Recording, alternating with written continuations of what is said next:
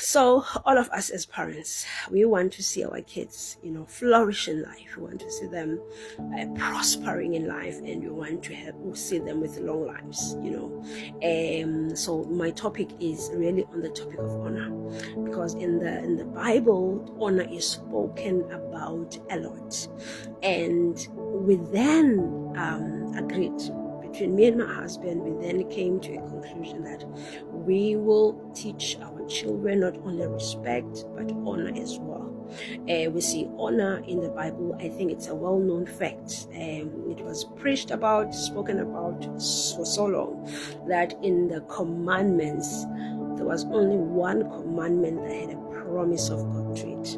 There was a promise attached to it, and it was the commandment that says, honor your mother and father, so that your life may be long on earth and may also be a prosperous life. I'm paraphrasing, right? So that commandment is still standing today, even in our generation. Even we live in dark days, but that promise is still standing today. So what are the practical things that you as a parent you can use to get this message of honor through to your kids? Ours was small when we got the revelation, so we had to be very creative in terms of how do we really get the message through to them at such a young age. They were 4, they were 5, and then it came with the special days, as much as they are respectful kids and all of that, but then we had to start them young with honor. So we said every moment it has to be a teachable moment. Every moment, any opportunity given, we use it to instill life skills. There's no better teacher. Mom and dad, there is no better teacher on life skills topic as yourselves. So it will be a birthday, my birthday, it will be Mother's Day, it will be Father's Day, it will be my husband's birthday. We will ensure, this is me and my husband now talking, that we step in those moments to teach them why we have to do something, why we have to acknowledge, the person, why we have to celebrate the person, why we have to, stop on the day, and acknowledge the person, why we have to say, because you see that most of these days, your birthdays, your Father's days, your Mother's days, words are spoken as well, words of love, words of encouragement, people will express how they really feel about the person. That is part of honor. People, they put a stop on their day to actually focus on this one person, and to minister on the person, to pour on the cup of the person, and that is an opportunity to teach your kids. So because they have no resources, and because I'm not the mother of my husband, he's not my father, so he cannot be the one celebrating a Mother's Day for me, but he can assist my children, teach my children how to celebrate me, how to honor me, right? If they hear it being spoken by their father, why they should do what they need to do on the day, if they see the love, the dedication, if they see the spirit of honor oozing out of him on their behalf, teaching them, helping them, turning the day into a special day, that is a lifetime lesson, that is a lifetime impact, and vice versa. When my husband is celebrating something, whatever it is an opportunity for me to,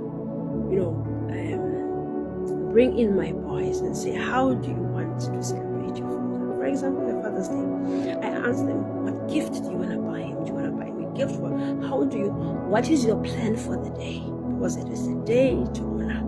And remember, it's not every day that we're able to put a stop on our normal days, on our normal day-to-day, functions, and focus on the person. So when that day presents itself, let us utilize the day. Let us take advantage of the day to instill some lessons of honor to our children. So, because of we understand what this has to do, the day has nothing to do with, not really about receiving attention and gifts and love, and it's about them at the end of the day.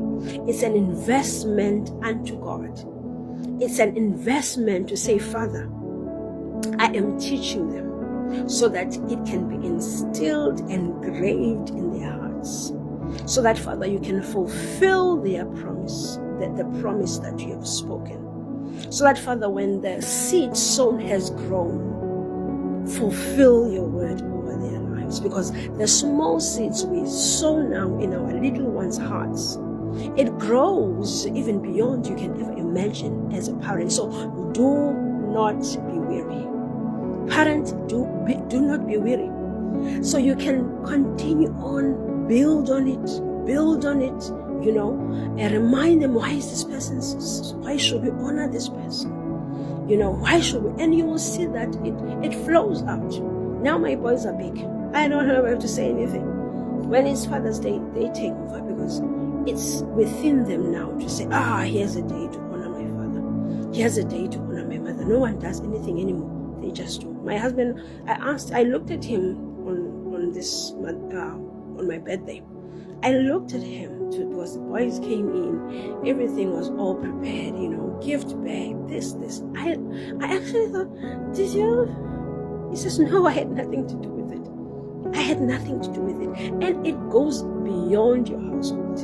When the seed have grown, they go beyond your household. They see it, honor comes easy from them. They honor their teachers. They honor any adult they meet on, any honorable adult they meet on the street.